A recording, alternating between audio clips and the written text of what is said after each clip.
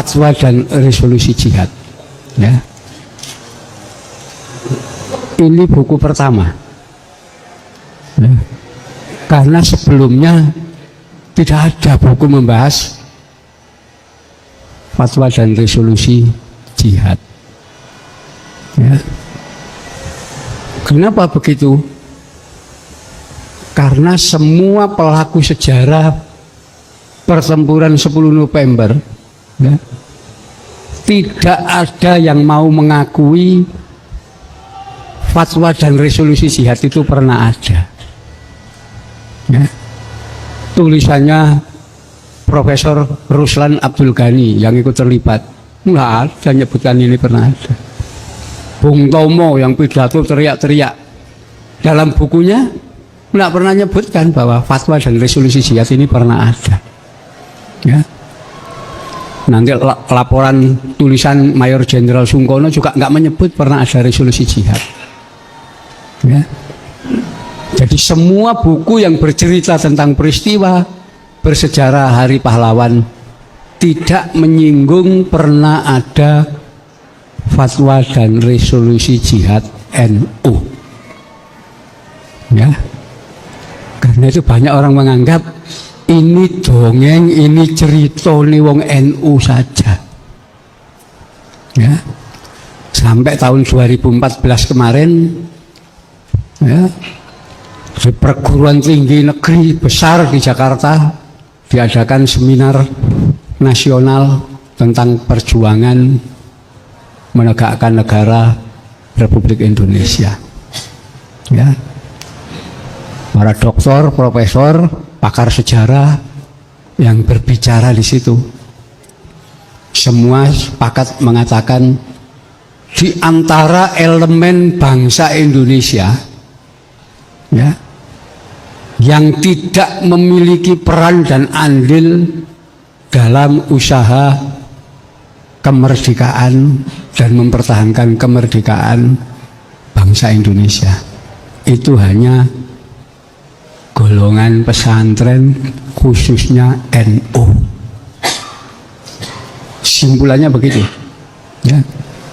Bahkan dengan sinis salah seorang menyatakan organisasi PKI itu saja pernah berjasa karena pernah melakukan pemberontakan tahun 1926 ngelawan Belanda. NU tidak pernah. Ya. Ini faktanya. Jadi dalam banyak aspek sejarahnya tokoh-tokoh ulama dari pesantren dihilangkan. Ya. Data-data tentang itu ya ditutupi semua. Ya. Supaya tidak ada yang tahu bahwa pesantren pernah berjasa. Ya, di situ itulah yang kemudian membuat saya menyusun ini bulan November 2015. Ya.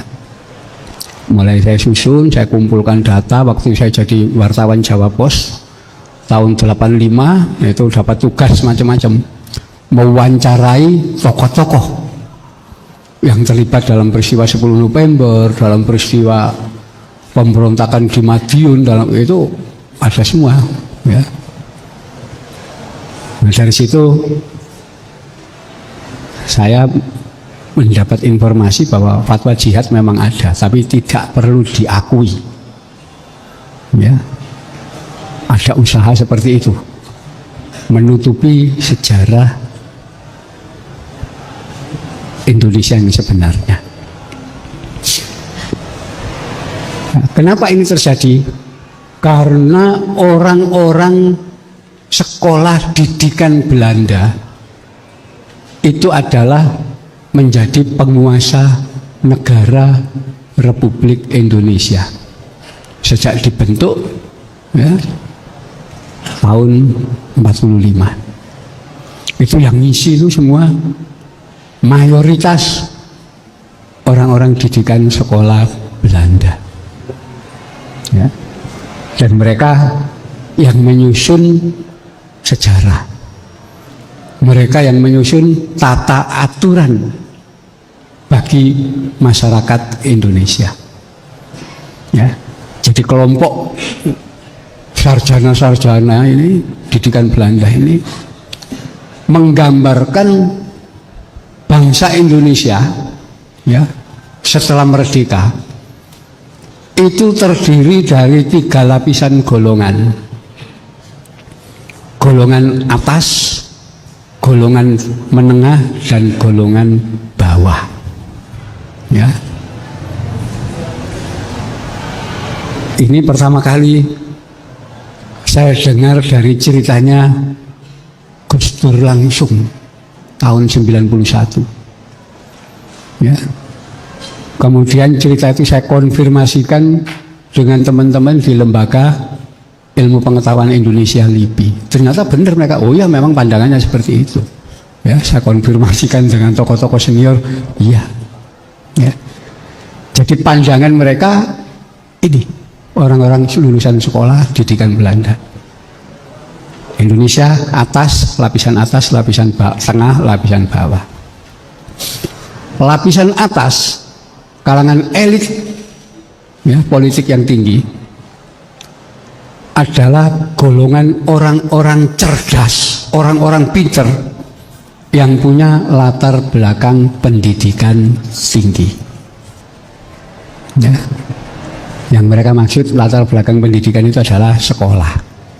Jadi wong pinter sing sekolah tinggi. Ya. Ini menduduki lapisan atas. Elit politik, elit ekonomi yang menguasai negara ini harus wong pinter-pinter ini. Setelah itu golongan menengah. Yang disebut golongan menengah itu adalah golongan orang biasa. Tidak pinter, tidak cerdas, juga tidak bodoh. Ya biasa aja. Tapi berpendidikan. Ya, mereka sekolah. Ini golongan menengah. Setelah itu golongan bawah, yaitu golongan masyarakat bodoh yang tidak berpendidikan, gak sekolah. Itu struktur Indonesia menurut pandangan orang-orang didikan sekolah Belanda. Ya. 3 lapisan ini itu dibagi 2. Ya. Artinya ada 6 kelompok di situ. Yang atas, lapisan atas, orang-orang cerdas yang berpendidikan tinggi, ya. Kalau agamanya kuat, pasti masyumi. Kalau agamanya lemah, itu PSI, orang sosialis. Itu mereka yang berkuasa itu nanti ini. Kalangan menengah itu orang biasa tapi punya latar belakang pendidikan. Bagi 2. Yang agamanya kuat pasti Muhammadiyah. Yang agamanya lemah PNI. Ya, PNI itu sekarang jadi PDIP. Ya, itu. Setelah itu lapisan paling bawah, orang-orang bodoh yang tidak berpendidikan. Nek agamane kuat NU, nek agamane lemah PKI. Jadi di situ, itu sebabnya kalangan atas ini merekayasa sejarah, ya, merekayasa sejarah. Bagaimana kalangan bawah ini tidak memiliki peran apapun di negara ini. Sekalipun faktanya ya tidak seperti itu. Ya. Jadi ini fakta ini.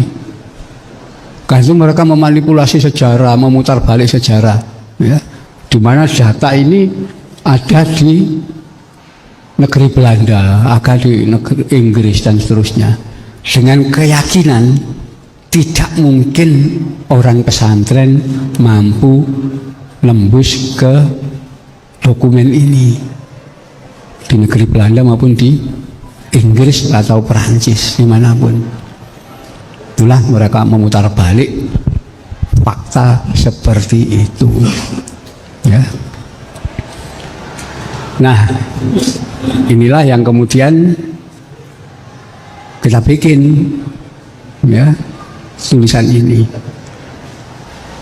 Awalnya tahun 1990, ya, waktu itu peringatan 45 tahun pertempuran 10 November tahun 1990.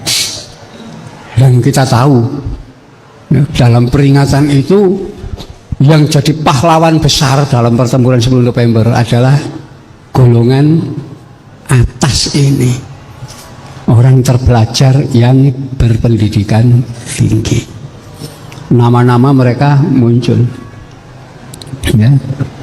Saat itu, ya, tersebar di televisi, koran, majalah memuat itu. Nyai Solihah, ibunya Gus Dur, waktu itu manggil Gus Dur, ya. Beliau bertanya, itu cerita 10 November, yang berjasa itu harusnya Kiai Hasyim Asy'ari dan para kiai. Kok bisa yang jadi pahlawan itu wong-wong sosialis? Gitu. Disitulah Gus Dur diminta untuk klarifikasi, ya. Lalu Gus Dur klarifikasi menemui tokoh-tokoh tua, ya, senior di kalangan kelompok sosialis, ya, mengenai Hari Pahlawan 10 November. Ternyata jawabannya sederhana, ya. Sambil ketawa-ketawa mereka menjawab, yang namanya sejarah dari dulu kan selalu berulang, Gus, ya. Ya, di situ bahwa sejarah sudah mencatat orang bodoh itu makanannya orang pinter, yang berjasa orang bodoh, yang jadi pahlawan wong pinter. Itu biasa, ya. Wah, itu Gus Dur marah betul itu dibegitukan ini. Berarti mereka sampai tahun 90 masih menganggap NU bodoh. Ya, itulah tahun 91 Gus Dur melakukan kaderisasi besar-besaran anak muda NU. Ya, anak-anak itu dilatih, ya, untuk mengenal analisis sosial, ansos pertama kali. Ya, teori-teori sosial diajarkan sama Gus Dur ke anak-anak. Filsafat, sejarah, apapun, ya, geopolitik, geostrategi diajari ke anak-anak supaya tidak lagi dianggap bodoh dan kemudian berkembang. Ya, itu. Nah, saya termasuk yang ikut pertama kali kaderisasi itu karena agak paham. Ya. Nah, itulah seluruh penulis sejarah Indonesia menyatakan fatwa dan resolusi jihad nggak ada, ya. Tapi ternyata saya menemukan tulisannya seorang sarjana sejarawan Amerika, Benedict Anderson, ya. Dalam tulisannya tentang penjajahan Belanda, penjajahan Jepang di Indonesia 42 sampai 45. Beliau menyatakan tanggal 22 Oktober pernah ada resolusi jihad yang dikeluarkan oleh pengurus besar Nahdlatul Ulama di Surabaya. Bagaimana Benedict Anderson bisa menyatakan bahwa tanggal 22 Oktober 1945 itu ada resolusi jihad? Ternyata beliau memiliki sumber dasar, ya. Karena apa? Setelah resolusi jihad dikumandangkan tanggal 22 Oktober, tanggal 25 Oktober kantor berita Antara, yaitu kantor berita nasional, itu memuat secara lengkap resolusi jihad. Ya, ada kantor berita negara itu muat itu. Tanggal 27 Oktober koran Kedaulatan Rakyat juga memuat secara lengkap ya resolusi jihad. Ada lagi koran Suara Masyarakat di Jakarta juga memuat resolusi jihad. Ya, artinya peristiwa ini ada.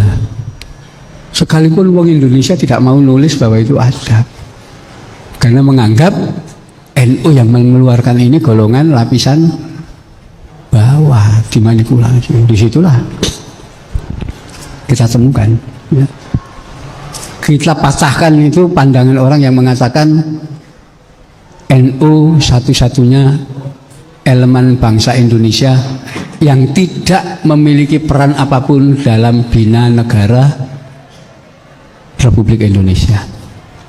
Ya, di situ kita buka, kita bongkar dokumen-dokumen lama yang sebagian besar berbahasa Belanda, bahasa Inggris, bahasa Perancis, dan sebagian bahasa Jepang. Ya, kita bongkar. Nah, di situ kita dapati, ya, ketika Indonesia pertama kali merdeka, nggak punya tentara, tidak ada tentara. Ya. Baru 2 bulan kemudian diadakan tentara. Agustus, September, Oktober. 5 Oktober dibentuk Tentara Keamanan Rakyat, TKR. Ya, ini dokumen negara. Ya, silakan dibaca di Sekretariat Negara, di Arsip Nasional, ini semuanya ada. Ya. Nah, dengan dibentuknya ini, negara Indonesia sudah punya tentara. Tanggal 10 Oktober diumumkanlah jumlah Tentara Keamanan Rakyat di Jawa. Itu di Jawa saja, belum Sumatera dan lain-lain. Itu ternyata TKR di Jawa jumlahnya 10 divisi.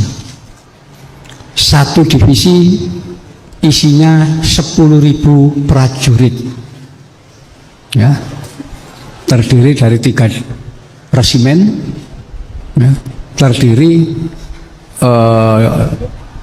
dari 15 batalion, 1 divisi. Jadi 10 divisi artinya TKR jumlahnya 100.000 pasukan. Itu TKR pertama yang nanti akan menjadi TRI, jadi TNI, ya, militer. Nah, dari pernyataan, ya, data TKR yang dikeluarkan pemerintah tanggal 10 Oktober 1945, kita tahu bahwa komandan divisi pertama TKR itu adalah Kolonel Kiai Haji Samun. Kiai, ya, pengasuh pesantren di Banten. Ya.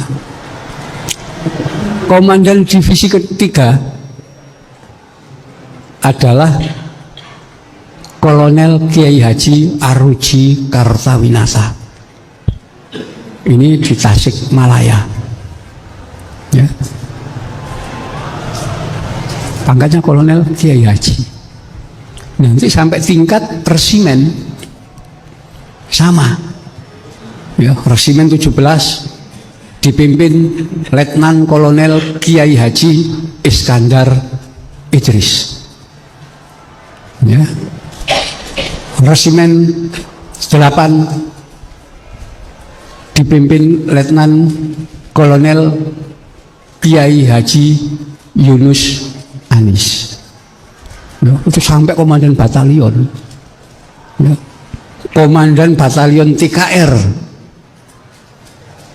Malang, ya, dipimpin Mayor Kiai Haji Iskandar Sulaiman.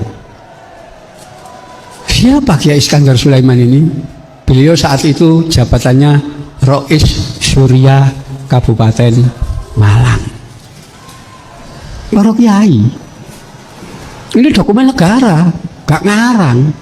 Silakan dibaca, ya, di Arsip Nasional, kemudian di Sekretariat Negara masih tersimpan, di Pusat Sejarah TNI ada semua, ya.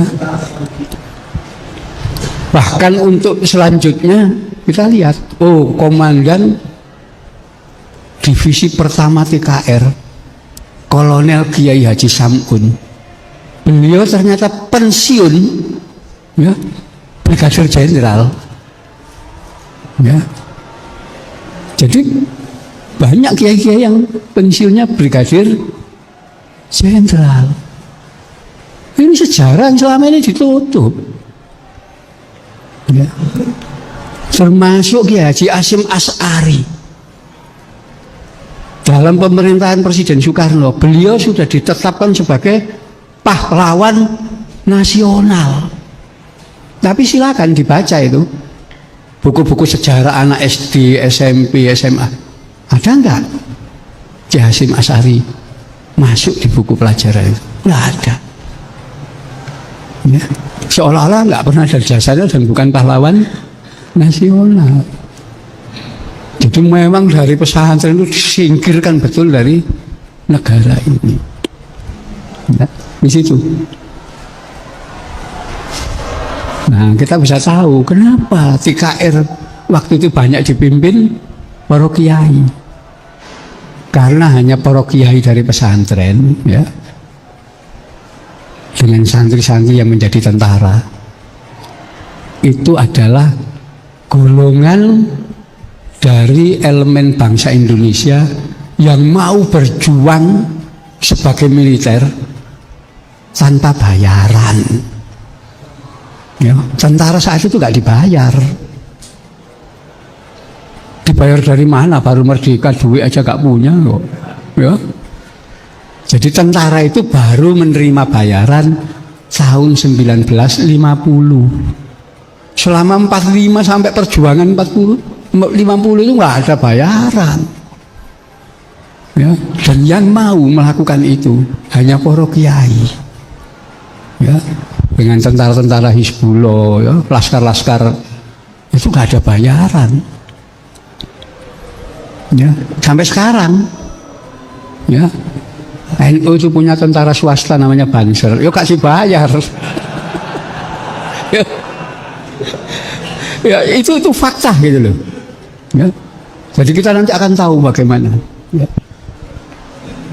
sampai terjadinya pertempuran 10 November. Ya. 10 November ini satu peristiwa yang paling aneh dalam sejarah. Kenapa? Pertempuran besar yang terjadi setelah perang selesai. Ya. Jadi perang dunia itu selesai 15 Agustus. Ketika Jepang menyerah, itu perang dunia kedua dinyatakan selesai. Tidak ada lagi perang. Ya. Pasukan Inggris ditugasi ngangkuti interniran dan tawanan Jepang. Tawanan militer yang diangkuti, tugasnya utama itu.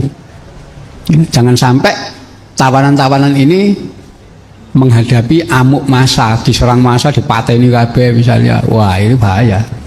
Kayak itu harus diangkuti. Ya, tawanan militer. Itu aja tugasnya. Bagaimana bisa terjadi perang besar 10 November? Wah, sudah nggak ada perang. Nah, ternyata sebelum pertempuran 10 November ada perang 4 hari di Surabaya. Tanggal 26, 27, 28, 29 Oktober 1945. 4. Bagaimana bisa terjadi perang 4 hari di Surabaya? Karena sebelum tanggal 26, tanggal 22 Oktober ada fatwa dan resolusi jihad dari PBNU. Ya, itu yang membuat Surabaya bergolak. Ya. Jadi tentara Inggris sendiri aslinya tidak pernah berpikir akan perang, ya, akan bertempur dengan penduduk Surabaya. Tidak pernah mikir mereka, karena perang selesai kok. Ya, di situ.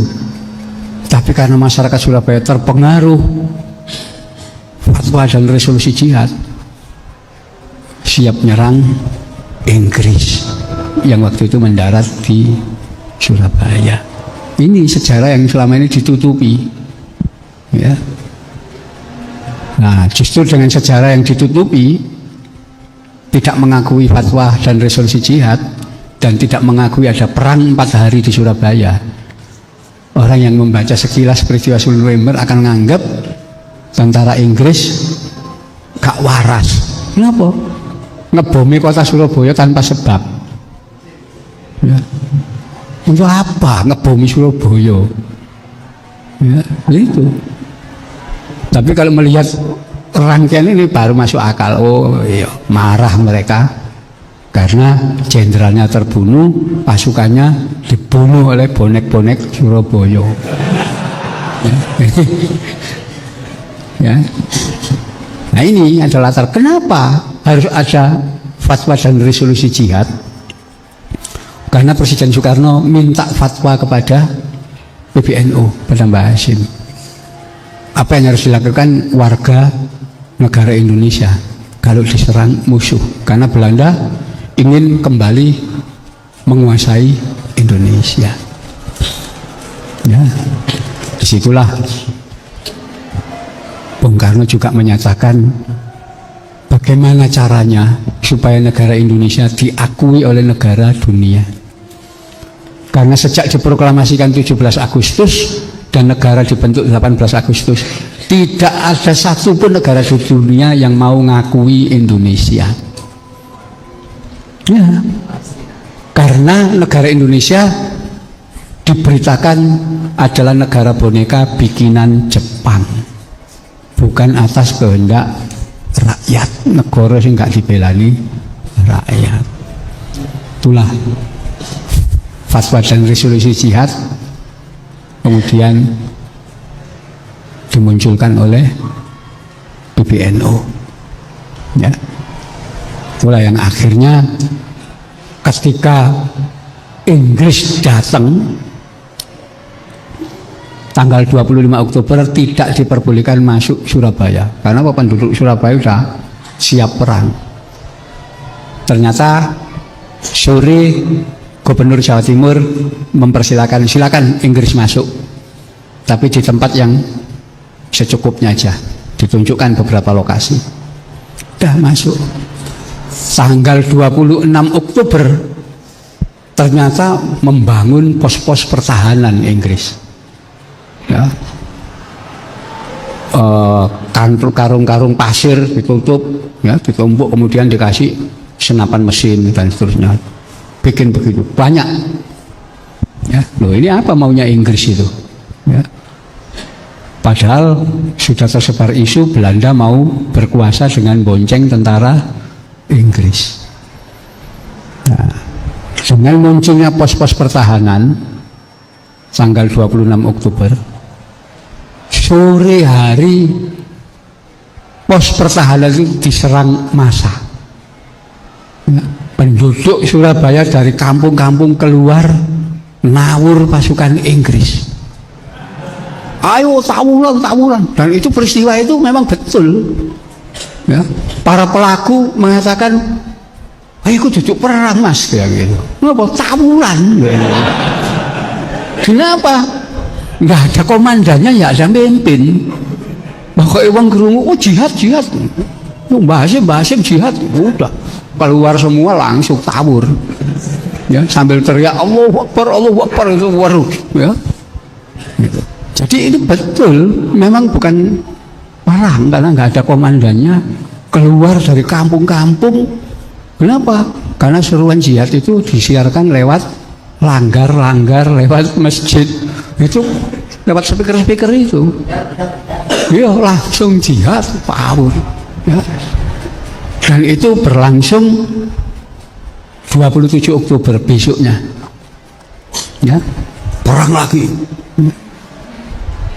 Tanggal 28 Oktober yang namanya tentara kepengaruh bonek, ya, melok nawur Inggris. Ya. Namanya tentara kan terlatih, langsung masa dipimpin, ayo lewat sini, nyerah. Dalam pertempuran 28 Oktober ini, wah itu 1000 lebih tentara Inggris mati dibunuh, ya, masa itu. Tapi tentara gak ngakoni kalau mereka tentara. Kenapa? Loh, Indonesia itu merdeka, negara belum ada yang ngakui.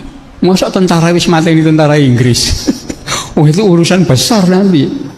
Kayak itu iki arek Surabaya kabeh gitu. Ya orang-orang Surabaya aja. Kayak itu yang diteriakkan selalu arek-arek Surabaya. Kenapa? Tentara tidak mau ikut campur di situ. Ya, negara gurung ono sing ngakoni wis mateni tentara Inggris ya gitu ya. Sampai tanggal 29 itu pertempuran masih. Disitulah pihak Inggris mendatangkan Presiden Soekarno dan Wakil Presiden Muhammad Hatta datang. Didamaikan. Tanggal 30 Oktober ditandatangani kesepakatan damai. Tidak tembak menembak. Ya. Tapi itu kan gubernur Jawa Timur, pimpinan Jawa Timur, langsung tawuran rakyat deh. Tidak ada hubungannya rakyat dengan gubernur. Gubernurnya harus tanda tangan, masa kampung tidak tahu. Ya. Itulah tanggal 30 Oktober, Brigadir Jenderal Melepi digeranas tarik Surabaya belang mati. Ya. Wah, Inggris ngamuk betul itu loh. Maksudnya apa wong-wong ini ya? Perang sudah selesai. Pasukan Inggris diserang. Jenderalnya dipateni. Itu namanya Panglima tertinggi Letnan Jenderal Christensen marah. Kemudian ngancam.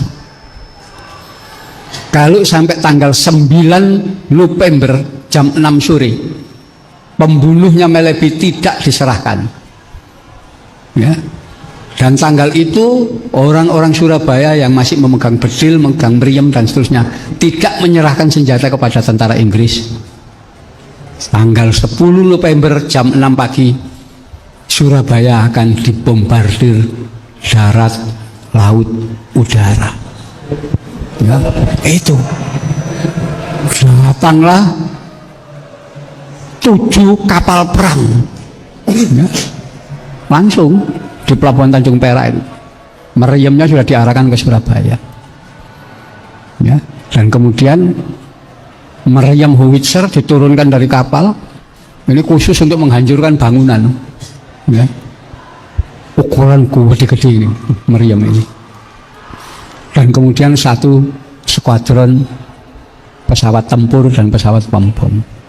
Memang mau dihabisi Surabaya itu, ya, karena mereka marah.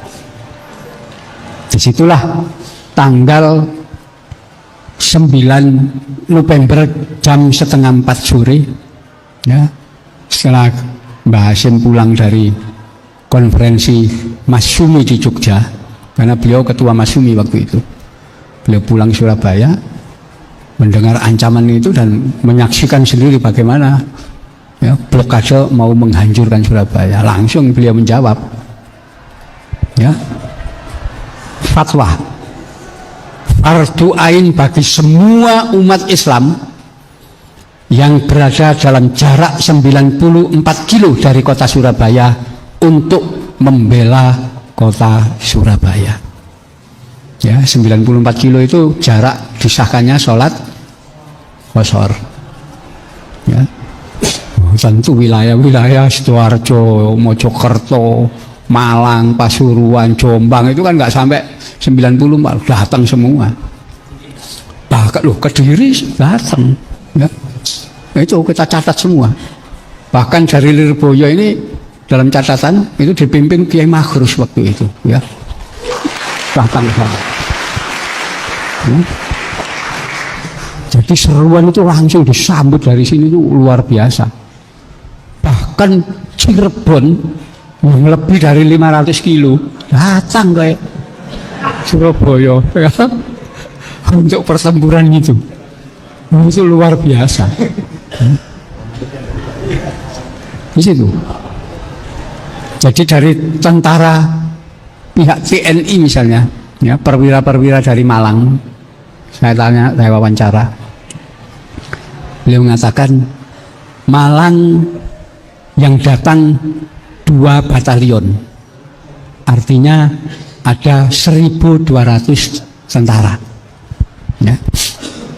Tapi begitu batalion ini keluar dari Malang, bergabung dengan Laskar Hizbullah Sabilillah di Singosari, muncul gabung jalan sampai Lawang, desa-desa sekitar itu Laskar Hizbullah keluar semua, gabung, ya, sekalipun hanya bawa bambu runcing, keluar jalan sampai Purwosari, tetap masa Hizbullah itu datang, sampai yang namanya Kolonel Widiarto, ya, itu dari TNI, ya, dia mengatakan karena dari masing-masing tempat sepanjang perjalanan dari Malang ke Surabaya sampai di Sidoarjo jumlah pasukan dari Malang lebih 10.000 orang, ya,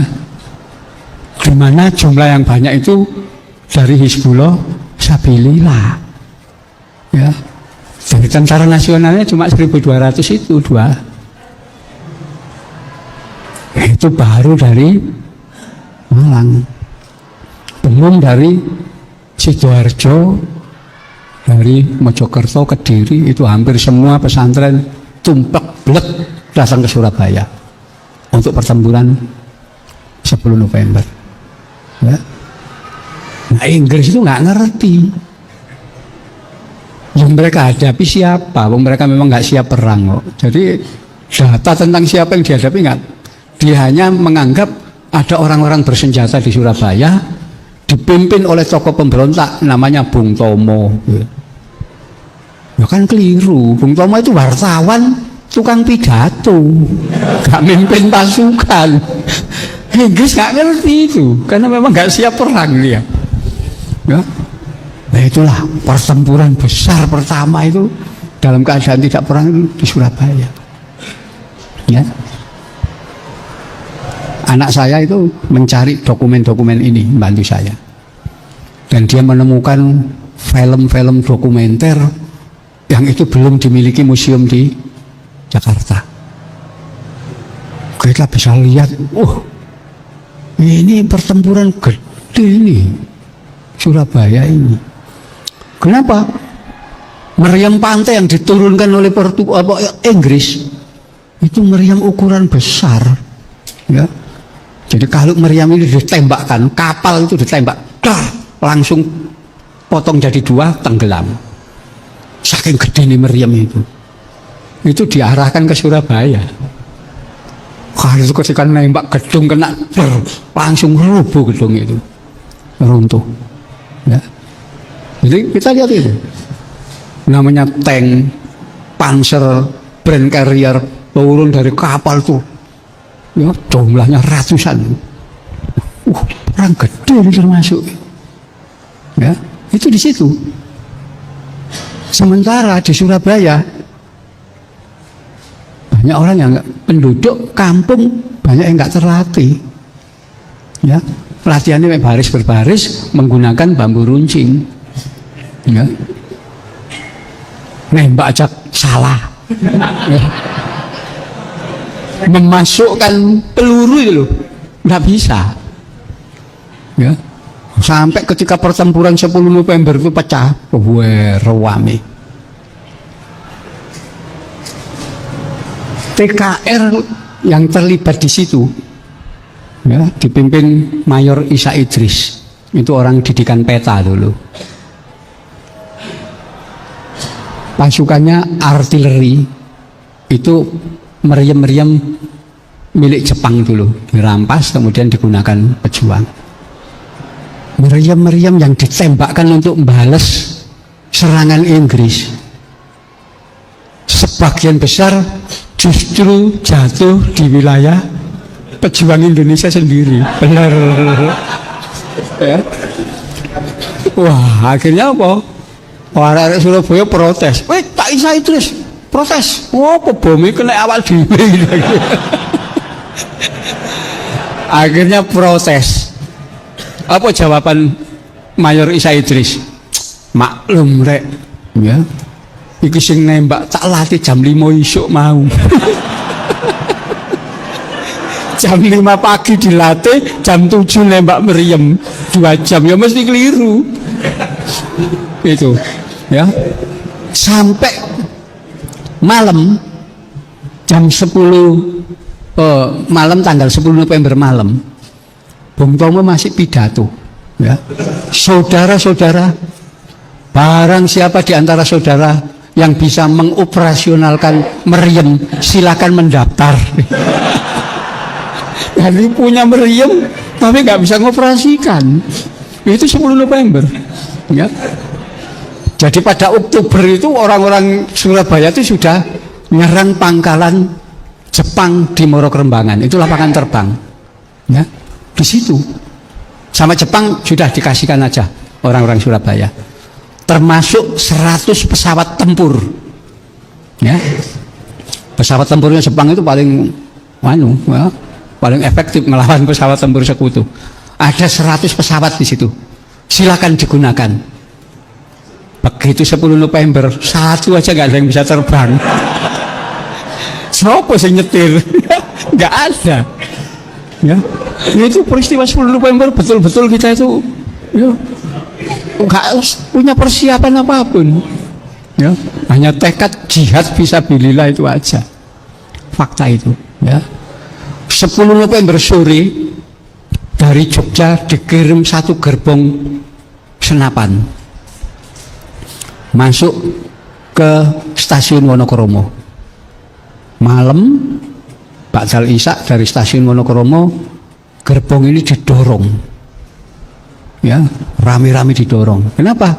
Nggak boleh ditarik sama lokomotif. Kalau ada lokomotifnya kan suaranya kedengaran. Misal ditembak sama Inggris, didorong sampai ke stasiun kota.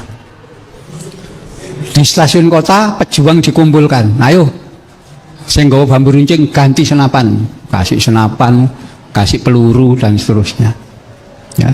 Semua dibagi. 11 November pagi ketika mulai pertempuran, banyak orang yang nggak bisa masukkan peluru, itu nggak bisa, ya. Peluru sudah masuk, nembak, itu ya apa caranya, ya bingung sendiri karena memang nggak terlatih, ya. Wah, akhirnya Inggris maju, ya senapannya ditinggal, bambu runcingnya dibawa lagi. Unik pertempuran Surabaya itu paling unik, ya. Para santri itu masih takbir tok pokoknya. Nah, itulah. Dan ketika nyerang Surabaya, itu Inggris menggunakan 5 orang jenderal, ya, memimpin pasukan. Artinya serius bener ini, ya. Yang tidak mereka perhitungkan ada komandan divisi kavaleri Brigadir Jenderal Loder Simon. Yang memimpin pasukan itu dari pesawat, ya. Ayo kamu maju sebelah sini, kan formasi kan kelihatan dari pesawat. Dia memimpin dari pesawat karena dia mikir wong Surabaya itu cuman bawa bedil sama bambu runcing, ya, sama tumbak, keris, macam-macam. Gak mungkin bisa nembak pesawatnya yang tinggi terbang. Ternyata di daerah Patemon, Surabaya agak selatan, itu ada seorang penembak anti serangan udara. Ya. Dia juga baru belajar. Ya. Ini rampasan dari Jepang. Ya. Namanya Pak Gumbrek. Pesawat lewat, ditembak sama dia. Luput. Ya. Sama teman-temannya. Oh, pobrek, lu kak titis blas ya. Jangan ngomong sih, ojo ganggu lah. Ini anu ya. Aku tak belajar sih dia. Ya. Nah, sampai saat pesawat lewat di atas, ditembak sama dia. Dar, kena pesawat itu. Jatuh. Ternyata apa? Brigadir Jenderal Loder Simon mati. Jadi dalam pertempuran Surabaya itu 2 jenderal mati. Pertama Melebi, kedua Loder Simon. Ya. Gimana ngelawan wong sing gak begitu ahli perang tapi mampu menghancurkan mereka. Pertempuran itu. Ya. Ini peristiwa itu. Dan mayoritas santri. Itu dari kesaksian-kesaksian orang-orang semuanya sama. Ya. Karena tradisi perang di Surabaya itu, tawuran di Surabaya itu kan anak kecil juga ikut. Dalam pertempuran 10 November anak-anak kecil juga ikut. Ya, anak kelas SD, TK itu nunggoni orang-orang. Ya, perang itu mereka nunggu di situ. Ya. Jadi itu nanti silakan dibaca di buku itu kesaksian orang-orang dalam pertempuran itu. Ya. Dan kita bertahan di Gempur tanggal 10 November, kita baru mundur ke wilayah Selatan Wonokromo tanggal 2 Desember. Ya. Artinya 3 minggu kita bertahan ngelawan Inggris, dibombardir dan seterusnya. Ya. Panglima Inggris Mayor Jenderal Mansell sampai putus asa. Ya, kenapa? Dia sudah ngancam, mengatakan dalam tempo 3 hari Surabaya jatuh. Ternyata sampai 2 minggu loh gak jatuh, ngelawan terus ya. Sampai 3 minggu baru mundur. Dan itu pun kalau malam masuk kota melakukan serangan gerilya. Jadi pertempuran di Surabaya itu lamanya 100 hari, 3 bulan. Ya. Setelah itu baru mundur ke wilayah Sidoarjo. Ya. Jadi itu yang kemudian dikenal sebagai Hari Pahlawan. Ya. Nama-nama beliau yang ada dalam pertempuran kita sebut semua. Selama ini nggak ada yang nyebut itu. Ya. Karena itu besok launching pertama 10 November di Museum Kebangkitan Nasional. Ya, itu akan kita dahului dulu sebelum bedah buku launching dengan acara tahlil kubro.